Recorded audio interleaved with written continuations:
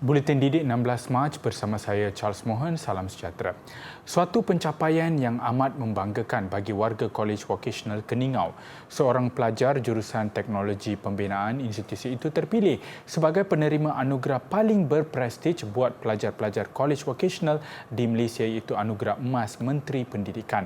Anugerah tersebut diberikan kepada pelajar terbaik secara menyeluruh antara semua Kolej Vocational di Malaysia. Alisha Asa menerima anugerah tersebut semasa Majlis Convocation Kolej Vocational Kementerian Pendidikan Malaysia bagi graduan-graduan tahun 2022 yang berlangsung 11 Mac lalu di Dewan Tuanku Chancellor Universiti Sains Islam Malaysia. Alisha, 21 tahun, menerima anugerah sebagai pelajar terbaik program teknologi pendidikan di peringkat kebangsaan pada 6 Mac sebelum dianugerahkan sebagai pelajar terbaik Kolej Vocational secara keseluruhan pada beberapa hari kemudian oleh Menteri Pendidikan Fadlina Sidek. Beliau menerima plak, sijil dan wang tunai berjumlah RM3,000. Alisha menempa banyak pencapaian dan antara kejayaan terbesarnya adalah menjadi rakyat Malaysia pertama bergelar 10 finalis terbaik bagi Global Student Prize pada tahun 2022 dan mengetuai pasukan sekolahnya untuk memenangi hackathon anjuran UNESCO pada 2020 dan menerima geran STEM berjumlah RM4,000 dari The Awesome Foundation pada tahun yang sama. Beliau juga pernah menyertai program pertukaran pelajar di Korea Selatan pada tahun 2019. Pengarah Kolej Vocational Keningau, Christine Stanislaus Kinsik, meluahkan rasa bangga dengan pencapaian pelajar ini yang menjadi contoh terbaik kepada pelajar-pelajar Kolej Vocational yang lain. Kementerian Pendidikan KPM tidak mempunyai sebarang perancangan untuk memansuhkan penggunaan sistem pengurusan pentaksiran bersepadu SPPB dan sistem identiti IDMI. Menterinya Fadlina Sidek berkata bagaimanapun pihaknya hanya akan melakukan penambahbaikan berikutan sistem berkenaan dilihat masih mempunyai kepentingan untuk mengurangkan beban guru. Kita akan lebih berhati-hati dan memberi tempoh masa yang mencukupi pada semua pihak yang terlibat di kementerian untuk menyemak, menambah baik dan yang paling penting juga khususnya dalam aktiviti pengujian technical system serta aktiviti pengurusan perubahan pengguna termasuk pendekatan pelaksanaan secara rintis dalam usaha untuk memastikan kelancaran penggunaan semua sistem tersebut. Ketika ini, Yang Berhormat, kita tidak ada sebarang pendirian untuk memansuhkan atau menghentikan sistem ini. Tambahnya, KPM akan bekerjasama dengan unit pemodenan tadbiran dan perancangan pengurusan mampu bagi pelaksanaan audit teknikal pada suku kedua tahun ini. Terdahulu, isu gangguan sistem sering dilaporkan berlaku sehingga menyukarkan tugas puluhan ribu guru untuk memasukkan data. Sehingga 16 Mac lalu, secara keseluruhan, 89% sekolah di seluruh negara selesai memasukkan data ke dalam sistem pengurusan pentaksiran bersepadu di bawah MUIS melalui IDMI. 3 negeri menggunakan SPPB 100% ialah di Kelantan, Sarawak dan juga wilayah Persekutuan Labuan. Manakala negeri Perlis mencapai 99% pengisian ke dalam sistem terbabit. Kerajaan tekad untuk memerangi masalah beban berganda pemakanan tidak seimbang yang dihadapi 5.6 juta kanak-kanak prasekolah, sekolah rendah dan sekolah menengah rendah. Timbalan Perdana Menteri Datuk Seri Ahmad Zahid Hamidi berkata cadangan itu dibuat supaya generasi muda negara ini mempunyai pembentukan fizikal yang seimbang. Kami membincangkan secara detail tentang beberapa langkah yang berkenaan. Ya. Pembentukan fizikal ni bukan hanya tinggi dan cukup besarnya, terdapat masalah pembantutan, ya. Terdapat juga masalah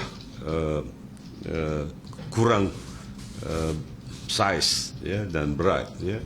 Dan juga yang ada juga terdapat permasalahan obesity umpamanya, ya, di situ, ya. Jadi the next Malaysian generation, new generation of Malaysian, ya, mesti mengikut piawaian yang ditentukan oleh bukan hanya WHO yang mengikut ukuran-ukuran tertentu, tetapi kita mesti mahu sebagai orang Asian keseluruhannya sebenarnya pembentukan fizikal ini boleh dilakukan jika nutrition yang dilakukan dan diambil itu bersesuaian dengan piawaian yang ditentukan. Beliau berkata demikian selepas mempengerusikan Majlis Sosial Negara di Parlimen siang tadi. Antara cadangan telah diperhalusi bagi tujuan itu melibatkan inisiatif pengecualian cukai kepada pengusaha dan syarikat yang menjalankan tanggungjawab sosial korporat CSR bagi pemberian peralatan ukur berat dan tinggi bagi kegunaan taska dan sekolah. Selain mewujudkan polisi larangan penajaan oleh syarikat yang mengeluar memasarkan makanan dan minuman yang tidak sihat di taska dan sekolah serta memperluaskan pelaksanaan program hidangan berkhasiat di sekolah HITS.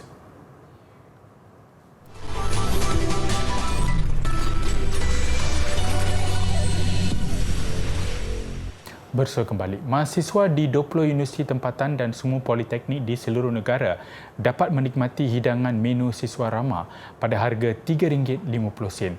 Pengenalan program ini untuk membantu mahasiswa mendapati kos sara hidup yang tinggi.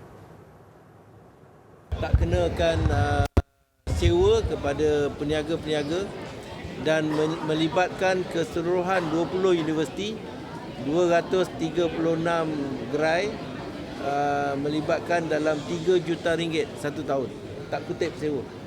Jadi dengan tidak mengutip sewa itu dapat mengurangkan harga makanan, maka harga makanan yang disediakan, yang dijual kepada pelajar adalah RM3.50. Jadi untuk kita bezakan, kita panggil ini sebagai menu siswa rahmah.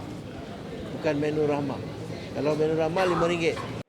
Beliau berkata demikian ketika memantau pelaksanaan inisiatif tersebut di kafeteria Randau Rasa Universiti Kebangsaan Malaysia UKM siang tadi. Pada masa yang sama, Datuk Seri Khalid berkata inisiatif dengan hidangan pada harga RM5 masih disediakan di semua universiti awam dan politeknik bagi mereka yang berkemampuan. Tinjauan pelaksanaan inisiatif menu ramah mendapat sambutan positif dalam kalangan mahasiswa. Pada saya, menu rahmah ni sangat membantulah pada golongan pelajar, terutama macam saya dan rakan.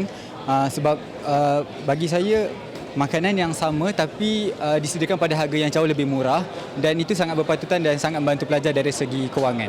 Saya rasa happy sebab menu siswa rahmah ni bukan setakat harganya murah tapi kualiti makanannya pun yang bagus.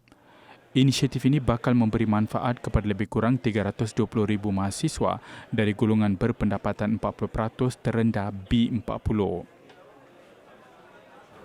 Sekumpulan penyelidik dari Universiti Teknologi Malaysia UTM membangunkan robot dikenali Extricator yang dapat membantu pasukan mencari dan menyelamat SAR dalam misi berisiko tinggi khususnya melibatkan radiasi dan gas berbahaya. Robot dengan kecerdasan buatan AI itu dibangunkan dengan kerjasama Pasukan Pengurusan Bahan Berbahaya Hazmat dan Pusat Penyelidikan Kebombaan Puspek Jabatan Bomba dan Penyelamat Malaysia JPPM sejak 3 tahun yang lalu. Pengarah Pusat Kecerdikan Buatan dan Robotik Cairo, UTM, Profesor Dr. Ahmad Atif Muhammad Fuadzi berkata, robot SAR Extricator menyatupadukan teknologi canggih seperti robotik AI dan teknologi LIDAR 3D untuk membantu hazmat dalam operasi SAR. Robot ini akan berfungsi sebagai peninjau awal ke lokasi berisiko tinggi kerana ia berupaya melakukan navigasi rupa bumi yang lasak, mengesan bahan berbahaya dan mencari mangsa yang terselamat apabila berlakunya bencana. Ia sekaligus mampu memudahkan lagi operasi SAR selain mengurangkan risiko kecederaan dan kematian anggota penyelamat di barisan hadapan. Kecerdikan buatan ini dapat digunakan untuk aplikasi yang lebih berbeza aplikasi dan kita harapkan bukan setakat bahagian penyelamat sahaja tapi untuk aplikasi lain pun dapat digunakan sumber untuk robotik dan juga untuk AI ini. Dan hari ini kita buat bersama dengan bahagian di Johor untuk gas dan juga radiasi dan mungkin untuk operasi penyelamatan lain contohnya untuk tanah runtuh ataupun banjir. Jadi kita boleh gunakan juga teknologi robot untuk masa akan datang. Beliau berkata demikian selepas mengadakan simulasi dan demonstrasi robot berkenaan mengesan kebocoran gas dan sumber radiasi di Gelang Patah Johor siang tadi. Pembangunan robot itu disambut baik oleh JPPM dan diharap dapat diguna secara meluas oleh semua agensi menyelamat di negara ini. Penggunaan robot ini lebih pantas menjimatkan masa dan mengurangkan risiko keterukan atau sesuatu insiden yang berlaku. Contohnya kalau berlaku kebocoran gas.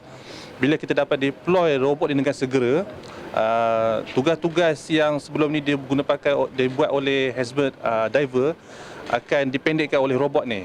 Saya sangat gembira kerana dapat lihat new improvement dari segi detect radiation through sebuah mesin.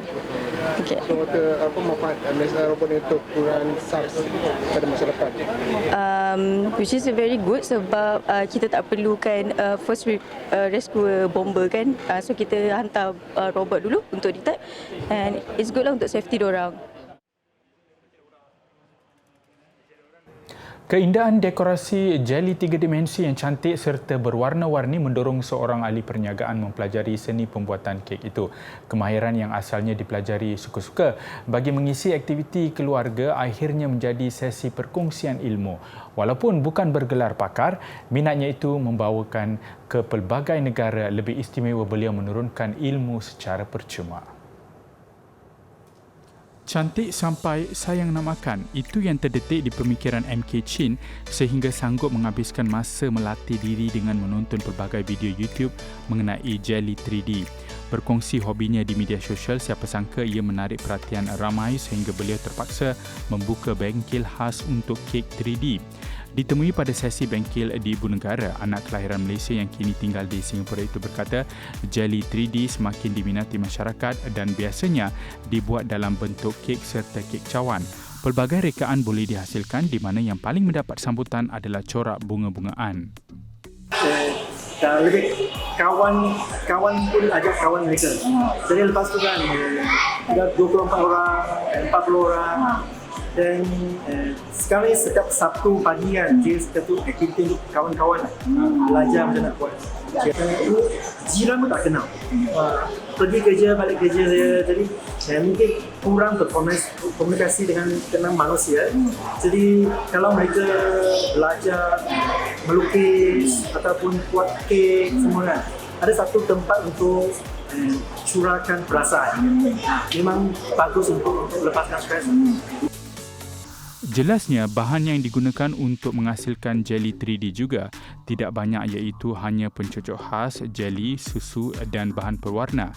Katanya bahan pewarna perlu dipanaskan terlebih dahulu sebelum disuntik ke dalam jeli. Dalam pada itu, Nur Syamira Ismail berkata dia tertarik menyertai bengkel berkenaan selepas mendapat tahu potensi jeli itu sehingga dipercayai membantu sebagai terapi untuk ketenangan diri. Meskipun bukan mudah untuk menghasilkan rekaan jeli 3D yang menarik, gadis itu berjaya mempelajarinya dengan hanya 2 sesi. Nampak macam senang kalau ikut video, tapi bila kita try awal-awal tu susah tak lama. Sebab macam sekarang orang mau tu kek yang baking kan, but this one is more cake. Dia ajak kita untuk kek sabar, patient.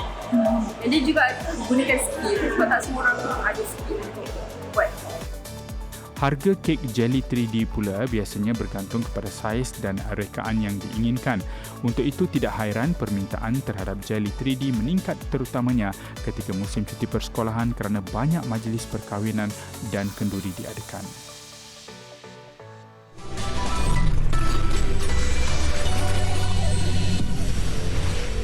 Bersa kembali, gagal sekali bukan bermakna gagal selamanya.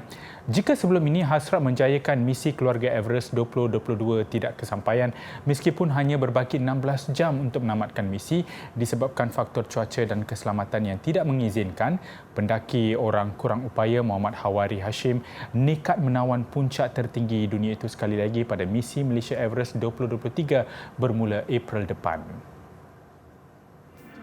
Saya akan buktikan golongan OKU mampu menawan puncak gunung tertinggi dunia. Itu kata semangat pemuda berusia 30 tahun itu meskipun terpaksa akur tidak dapat menyempurnakan misi sebelum ini.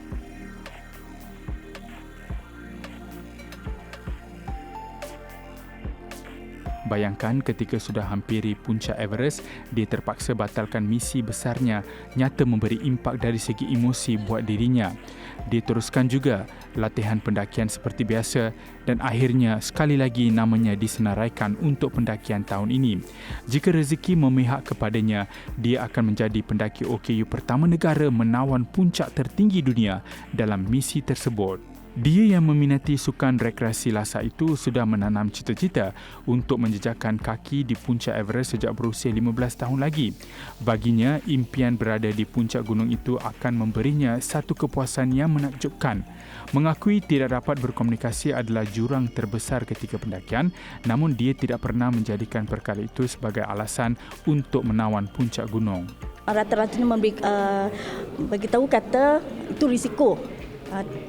Kalau nak pergi manjat Gunung Everest tu memang berisiko lah. Tak ada siapa yang nak sahut cabaran. Jadi saya daripada situ saya berazam lah. Saya mahu menjadi orang pekak yang pertama lah. Untuk mewakili orang pekak lain dan menunjukkan kepada mereka yang walaupun kita pekak tapi kita mampu menggalas cabaran ni lah. Ekspedisi Malaysia Everest 2023 yang disertai 4 pendaki negara itu bermula 2 April sehingga 3 Jun ini di Nepal. Majlis Flag of Malaysia Everest 2023 telah disempurnakan oleh Menteri Belia dan Sukan Hannah Yeoh. Difahamkan misi anjuran Kelab Eksplorasi Altitude itu sudah bersiap sedia sejak Disember lalu dengan menjalani latihan mendaki Camp Indo Everest EBC dan Lobuchi Peak di Nepal. Status orang kurang upaya OKU bukan penghalang seorang guru matematik di Semenanjung Gaza untuk terus menabur bakti. Syahidah Al-Khatib yang berkerusi roda mendedikasikan 5 jam setiap hari bagi menyediakan kelas khas buat pelajar kurang berkemampuan. Semangat seorang pendidik di Gaza, Syahidah Al-Khatib perlu dipuji. Dengan hanya menggunakan papan hitam yang diperbuat daripada pintu peti sejuk, Khatib menyediakan kelas matematik selama 5 jam sehari dengan kos minimum kepada pelajar yang tidak mampu membayar kos pembelajaran yang tinggi. Beliau berkata idea itu tercetus ketika pandemik melanda seluruh dunia 2 tahun lalu yang mengakibatkan pelajar tidak dapat hadir ke sekolah sekaligus menjadi punca sektor pendidikan terjejas. بدت معي الفكرة من فترة كورونا لأنه الطلبة امتنعوا 2 سنين عن الدراسة وكان هذا في تأخير لأنه كانوا بيعتمدوا على التعليم الإلكتروني وهذا أثر على مستواهم العلمي بصورة مش طبيعية ففقدوا 2 سنين من عمرهم في الدراسة ما حصلوش فيها إشي. Khatib turut menawarkan kelas secara percuma kepada pelajar yang tidak mampu sama sekali dan hari ini beliau mempunyai kira-kira 50 orang pelajar yang menghadiri kelasnya.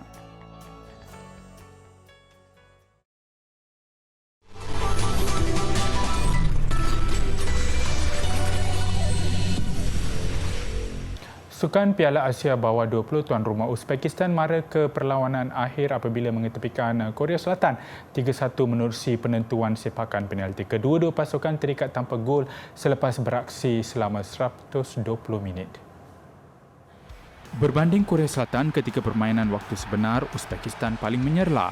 Separuh masa kedua, masih Uzbekistan yang menguasai asakan. Percubaan Zafar Murod Abdi Ramatov melambung. Penentuan sepakan penalti, nasib Korea Selatan lebih buruk. Sepakan pertama daripada Kang Seong-jin diselamatkan. Giliran Uzbekistan melakukan sepakan menerusi Abosbek Afizulaev, kedudukan segera berubah. Kedudukan Korea Selatan semakin sukar apabila cubaan Kang Sang-yun juga gagal menemui sasaran. Hasil gol oleh Mahmud Jun Makhmadjonov, Uzbekistan melebarkan kedudukan kepada 2 gol tanpa balas. Korea Selatan mula ceria apabila Park Chang-woo berjaya menemui sentuhan gol. Kegembiraan Korea Selatan tidak lama, giliran Zafar Murod Abdi Ramatov melakukan jaringan, Uzbekistan kembali melebarkan penguasaan kepada beza 2 gol. Peluang Korea Selatan tertutup apabila Kim Ji-soo pula gagal melaksanakan tugasnya, menang 3-1. Ini kali kedua Uzbekistan mara ke perlawanan akhir. Dalam penampilan pertamanya pada tahun 2008, juga ketika Uzbekistan menjadi tuan rumah, mereka sekadar bergelar naib juara. Dalam satu lagi perlawanan peringkat separuh akhir, Iraq berdepan Jepun. Berpunca satu sepakan sudut dan tandukan oleh Ali Jasim, Iraq pertama di depan. Separuh masa kedua, kedudukan kembali terikat. Takatora Inaga tenang memperdaya 2 pertahanan lawan untuk disusuli satu sepakan tepat terus ke dalam gawang Iraq. Separuh masa pertama, masa tambahan Iraq kembali mengungguli. Hasil gerakan oleh Ali Jasim dan penyudah daripada Muhammad Jamil, kedudukan berubah kepada 2-1 memihak Iraq. Sikap enggan mengalah Jepun membuahkan hasil. Minit ke-117, hasil antaran Takatora Inaga dan tandukan daripada Naoki Kumata, kedudukan terikat 2-2. Penentuan sepakan penalti, Iraq berjaya menyempurnakan semua sepakannya. Jepun kecewa apabila sepakan daripada Kodai Sano mudah ditangkap penjaga gol Iraq. Iraq menang 5-3 apabila Abdul Razak Kasim melengkapkan sepakan penalti terakhir. Perlawanan akhir, Iraq bekas juara sebanyak 5 kali akan berdepan Uzbekistan bagi gelaran kali ke-6-nya. Kita beralih ke badminton All England. Hari ini semua 4 wakil negara yang layak ke pusingan kedua akan turun mengadu nasib. Pertama membuka gelanggang pertemuan di antara bergu lelaki negara Teo Yi dan Ong Yu Sin dengan juara bertahan Muhammad Syuhubul Fikri Bagas Maulana dari Indonesia. Berdasarkan keputusan setakat jam 7.15 malam tadi, Yi dan Yu Sin sedang mendalui 10-7. Selepas Yi dan Yu Sin beregu campuran Tan Kian Ming, Lai Peng Jing akan berdepan naib juara edisi 2021 Yuki Kaneko Misaki Matsutomo dari Jepun. Manakala pada kira-kira jam 8.30 malam nanti, jago perseorangan lelaki negara Zi Yong-eun akan menentang pilihan utama yang juga pemain nombor 1 dunia Victor Axelsen dari Denmark. Ia akan disusuli dengan aksi membabitkan satu lagi wakil negara Li Zijia yang dijadualkan sekitar jam 10.30 malam nanti. Berbanding statusnya sebagai juara tahun 2021, Zijia masih belum merangkul sebarang kejuaraan sejak Mei tahun lalu. Untuk rekod, ini adalah visual ketika Zijia berdepan pemain Thailand Sithikom Tam Masin pada perlawanan pusingan pertama semalam. Zijia menang 21-12, 21-15 dalam perlawanan itu. Paparan juara Air Racing Luke Zepilia yang menjadi orang pertama mendaratkan pesawat di helipad ikonik Burj Al Arab, Dubai mengakhiri paparan buletin didik hari ini. Saya Charles Mohan. Salam hormat dan kita jumpa lagi.